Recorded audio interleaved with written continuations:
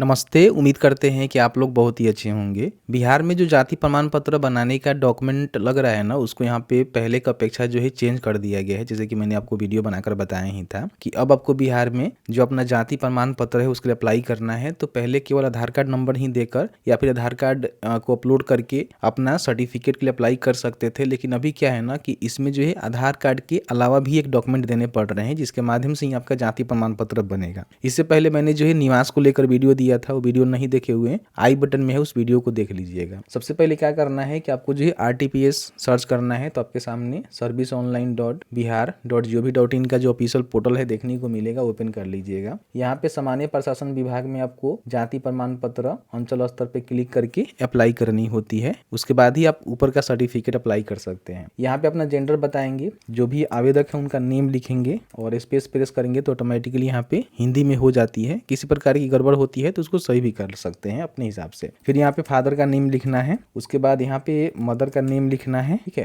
इस तरह जानकारी आपको भरनी होती है। बेसिक जानकारी है, आप सभी को पता ही है। यहाँ पे एक मोबाइल नंबर आपको देना होता है तो उस नंबर पे जो है OTP जाती है, OTP डालकर आपको वेरीफाई कर लेना होता है। कोई ईमेल ID है तो ईमेल ID भी दे सकते हैं, कोई बड़ी बात नहीं। यहाँ पे अपना जो भी अस्थायी पता है उसको बताना होता है। तो जैसे कि मान लीजिए अस्थायी पता बिहार है, डिस्ट्रिक्ट बताएंगे कौन सा डिस्ट्रिक्ट है, अनुमंडल का सिलेक्शन करेंगे, फिर यहाँ प्रखंड का सिलेक्शन करेंगे। ठीक है, उसके बाद आप कहाँ से आते हैं, ग्राम पंचायत, नगर निगम, नगर परिषद, नगर पंचायत, उसको टिक करेंगे और अपना जो भी वार्ड नंबर है उसको मेंशन कर देंगे। पंचायत बताएंगे कौन से पंचायत के अंतर्गत आप आते हैं। फिर अपने गांव का नेम यहाँ पे आपको लिखना है और पोस्ट ऑफिस यहाँ पे आपको लिखना है। स्टेशन यहाँ बताना है कि आपका कौन सा लगता है और पिन कोड यहाँ पे आप लिखेंगे। अगर आपका वर्तमान पता आपके अस्थायी पता के सेम है तो यहाँ पे टिक कर सकते हैं, अलग अलग है तो अलग अलग भरेंगे। फिर यहाँ पे नीचे आएंगे तो एक आवेदक का फोटो आपको देना है, जो कि सेल्फ स्टेटस जरूरी नहीं है, ऐसे ही प्लेन फोटो दे सकते हैं। चूज फाइल के बटन पर क्लिक करके फोटो को अपलोड करेंगे। पेशा बताएंगे आप क्या करते हैं, सरकारी सेवा में हैं, छात्र हैं, निजी सेवा में हैं, व्यापार करते हैं, किसान हैं, हाउसवाइफ हैं या फिर अन्य कोई है, अपने हिसाब से बताएंगे। फिर यहाँ पे कैटेगरी बताएंगे कि आप जो है किस कैटेगरी से आते हैं, अत्यंत पिछड़ा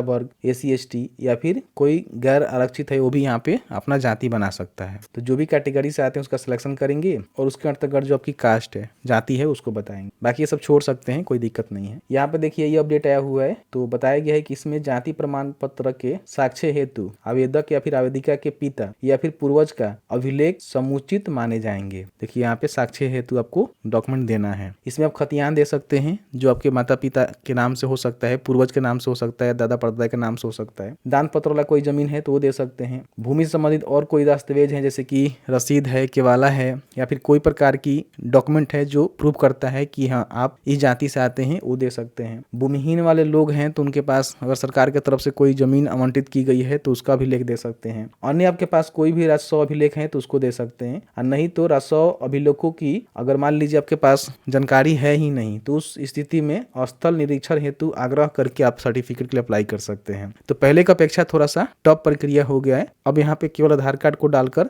जाति प्रमाण पत्र के लिए अप्लाई नहीं कर सकते हैं। तो मान लीजिए आपके पास खतियान है तो खतियान का सिलेक्शन कर लेंगे। खतियान नहीं है, कोई और डॉक्यूमेंट है तो यहाँ पे देखिए बताया गया है कि अन्य कोई आपके पास डॉक्यूमेंट है तो इसका सिलेक्शन कर सकते हैं। तो आपके पास मल्टीपल ऑप्शंस है, इसमें से कोई एक डॉक्यूमेंट आपको देना है, उसका सिलेक्शन कर लेना है। मल्टीपल डॉक्यूमेंट का सिलेक्शन आप नहीं कर सकते। देखिए यहाँ पे तो मैंने इसका सिलेक्शन कर लिया, उसके बाद यहाँ पे कैप्चा को फिल करेंगे, ठीक है, और प्रोसीड के बटन पे क्लिक करेंगे। तो जैसे ही प्रोसीड के बटन पे क्लिक करेंगे तो आपने जो भी फॉर्म फिल किया हुआ है ना उसका पूरा प्रीव्यू आपको देखने को मिलेगा, जिसको चेक कर लेना है। हो सकता है कि आपने कुछ गलत जानकारी एंट्री कर दिया होगा तो उसको आप यहाँ से नीचे जो है एडिट का बटन है ना, इस पे क्लिक करके बड़ी आसानी से एडिट भी कर सकते हैं। लेकिन आपको लगता है कि आपने सभी जानकारी सही दिया हुआ है तो यहाँ पे अटैच एनेजर का बटन देखने को मिलेगा, इस पे क्लिक करके यहाँ पे देखिए पहले जो डॉक्यूमेंट आप दे रहे थे इसमें से कोई एक डॉक्यूमेंट आप दे सकते हैं। जिसमें आधार कार्ड तो है ही, आधार कार्ड नहीं है तो और भी बहुत सारे डॉक्यूमेंट है जिसमें से कोई एक डॉक्यूमेंट आप दे सकते हैं। ठीक है, तो ये तो देना कंपलसरी पहले भी था और अभी भी है, लेकिन इसके बाद देखेंगे तो एक और यहाँ पे डॉक्यूमेंट का जो है लिस्ट खुल के आ जा रहा है जो आप सेलेक्ट करेंगे। जैसे कि मैंने अन्य दस्तावेज यहाँ पे सिलेक्ट किया था राजस्व अभिलेख के तौर पे, तो ये डॉक्यूमेंट हमें देना होगा जिसमें जमीन का रसीद हो गया, कोई भी जमीन का पेपर हो गया जिससे आपका जाति